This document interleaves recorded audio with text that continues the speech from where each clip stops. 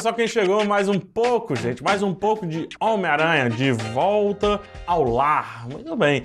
Um negócio rapidinho, tá vendo essas propagandas que eu faço antes?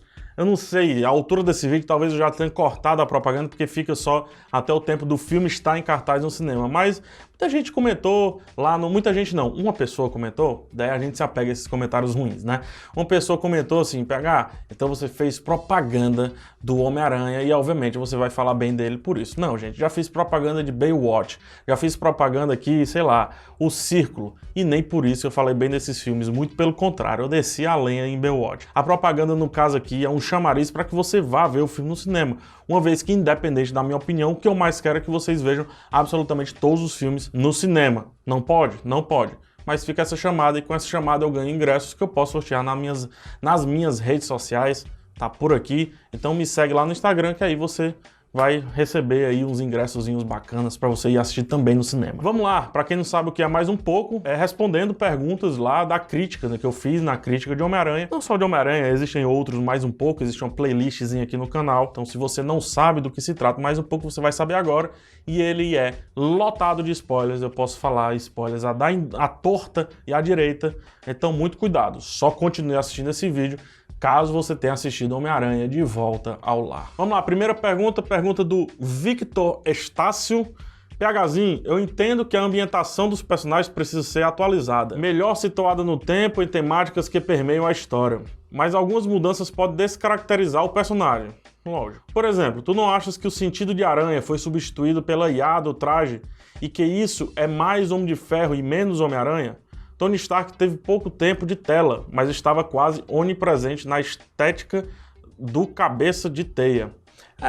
Existe muito essa discussão, uniforme, né? Eu falei no Rapadura Cast, eu indico a você ouvir. Eu não tenho problema nenhum com esse lance do traje do Aranha ser extremamente tecnológico. É um filme que precisa agradar um público infantil e o público infantil de hoje, cara, tem envolvido tecnologia. Então, vamos lá, o traje tecnológico tem que existir e vai existir daqui pra frente. Homem-Aranha, assim está sendo nos quadrinhos há um bom tempo e assim vai ser no cinema. Aceite isso e isso não é ruim. Nesse universo da Marvel, quem poderia dar um traje tecnológico pro Homem-Aranha é o Tony Stark. Então, tá aí. Mais um tiro que mata dois coelhos. A Marvel precisa do Tony Stark nesse filme, ou melhor, precisa do Robert Downey Jr. nesse filme, porque vai trazer mais grana pro filme, é óbvio, e mais ainda, precisava dessa parte mais tecnológica, um pouco mais apurada. Então por que não trazer o Tony Stark que já está aí nesse universo? O lance do sentido aranha, eu vejo ele utilizando o sentido aranha em alguns momentos, mas ele não está maduro o suficiente, ele é aranha há pouco tempo, né? Ele é o Spider-Man há pouco tempo. E com certeza esse sentido aranha vai aparecer, quem sabe já no próximo Vingadores aí. Por que não? E quando aparecer a gente vai ter uma grande surpresa. A pergunta que eu faço é, por que entregar tudo nesse primeiro filme e deixar para os outros filmes nada de surpresas? Por quê? Então vamos deixar a surpresa acontecer e vamos deixar que sentido aranha, seja lá o que for, aconteça de maneira orgânica. Veja que esse filme, o uniforme tecnológico, é arrancado no terceiro ato.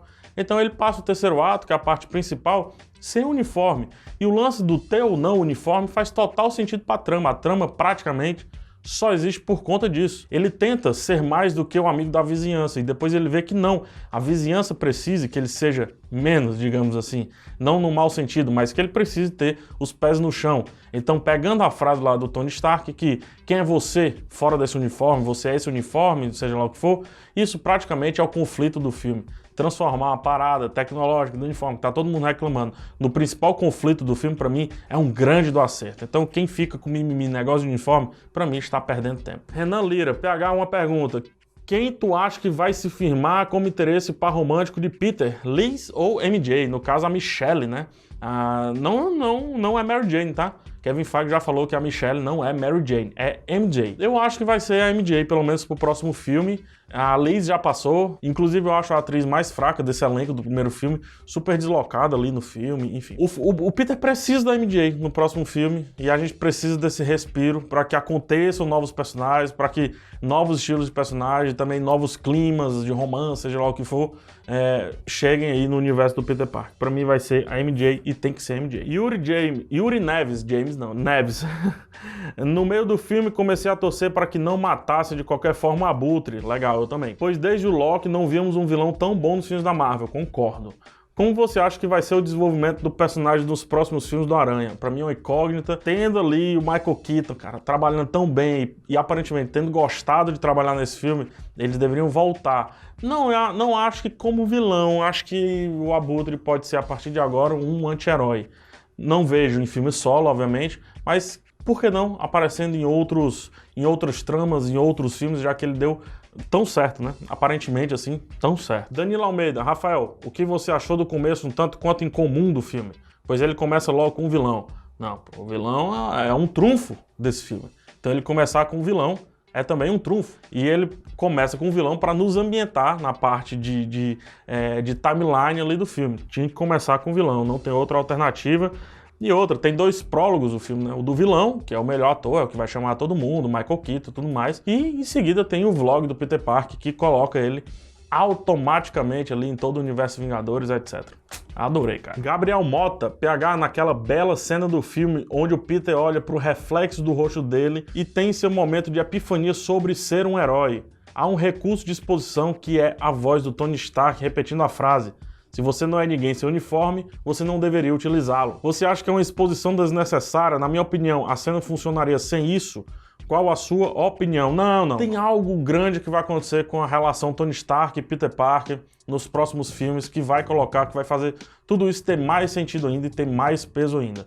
Acho que naquela cena precisava. A gente não teve grandes poderes, grandes responsabilidades, e aqui é algo novo. Quem é esse garoto sem uniforme? Ele consegue ser tudo que ele é sem isso que eu te dei? Então isso tinha sim que maltratar a mente do garoto e utilizar essa experiência na virada para ele ser apenas um garoto com uniforme para agora um super-herói. Eu acho bem legal, eu acho bem interessante, eu gosto. O pessoal tá pegando muito no pé desse lance do Tony Stark que eu realmente não aceito. Gabriel Sampaio, PH, comenta mais sobre os reshots do filme. Quais cenas que vocês ficaram, que você ficou, né, mais desconectado? Tem a pior cena, que é a maior cena de reshot. São praticamente todas as cenas, né? A pior cena, são praticamente todas as cenas, não, vamos lá. Praticamente todas as cenas do Shocker são reshots, são reshockers. Então, ele não tá interagindo com a trama, e eu diria até que é um personagem bem dispensável. Se você pegar a cena final dele, o desfecho dele lá lutando na escola, o Spider com a roupa de moletom, essa cena pra mim é horrível, tremendamente ruim, eles não contracenam, visivelmente é um reshot onde você vê só o Homem-Aranha lutando, depois aparece o Ned, aí tem só o Ned, depois aparece só o Shocker, tem só o Shocker. Eles nunca estão juntos, nunca. E tem um momento onde o Aranha tá, você vê a nuca dele e vê o Shocker lá ao fundo. Isso é um artifício aí de mixar, de juntar 2 cenas, né, fazendo uma parada meio fundo verde e tal, e fazendo as cenas se mixarem, fingir que é um contraceno, eles contracenando, mas simplesmente não é. Paulo Fernando, a luz mudou de cor, está vermelha, tem algum significado para o tipo de vídeo, a cor da iluminação por trás das estantes? Pronto, tá vermelho agora. Agora tá amarelo, agora tá amarelo de novo.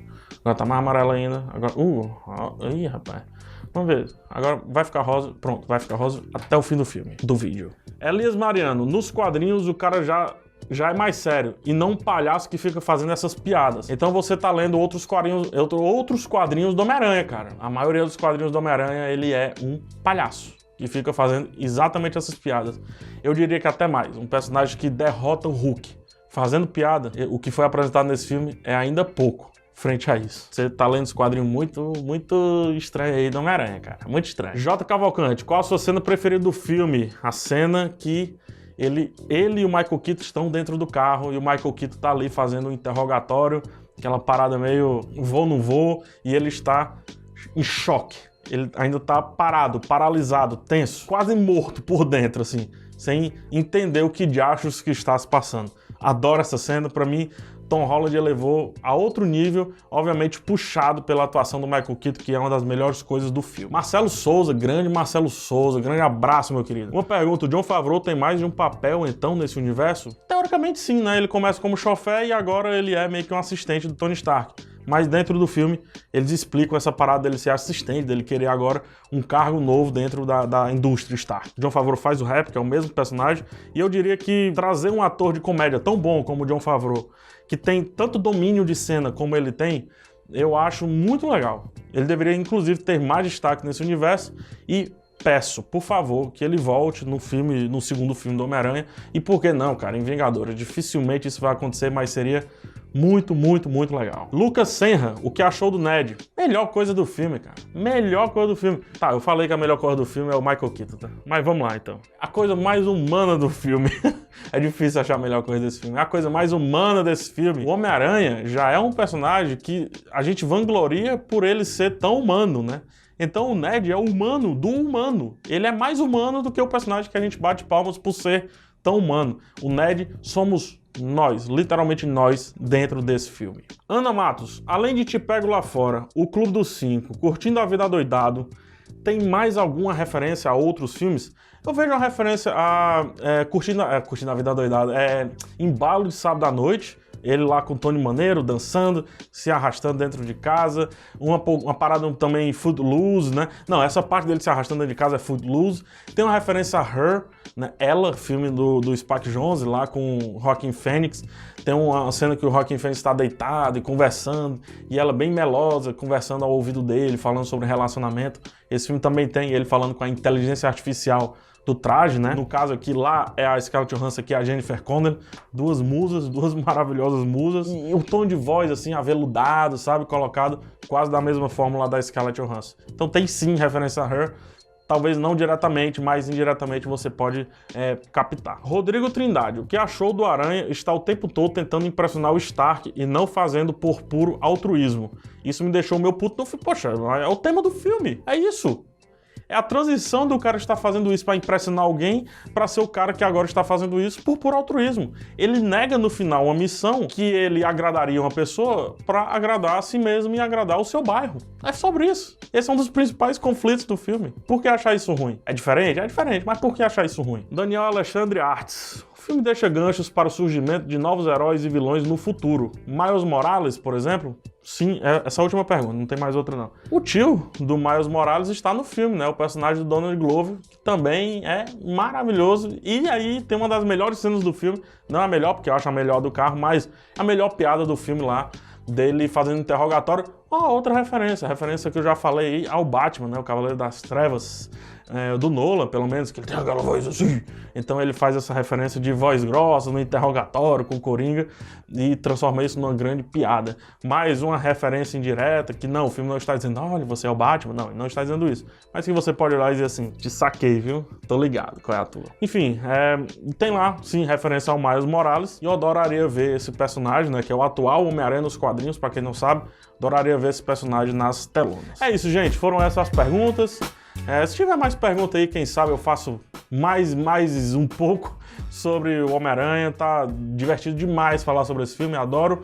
Convido você a assistir minha resenha de Baby Driver, tá? Assiste aí minha resenha de Baby Driver, tá aqui, cadê? Tá aqui no izinho, aqui em cima. Então, por favor, chega lá, assiste, que tá bem legal, um filme super bacana, um dos melhores filmes do ano até agora. Me diz aí aqui embaixo se você tem ainda mais algumas perguntas, se você quer me ajudar a pensar melhor o filme com outros questionamentos. Se gostou do vídeo, dá joinha, se não gostou, dá dislike. Um beijo no coração de todos, até a próxima e tchau.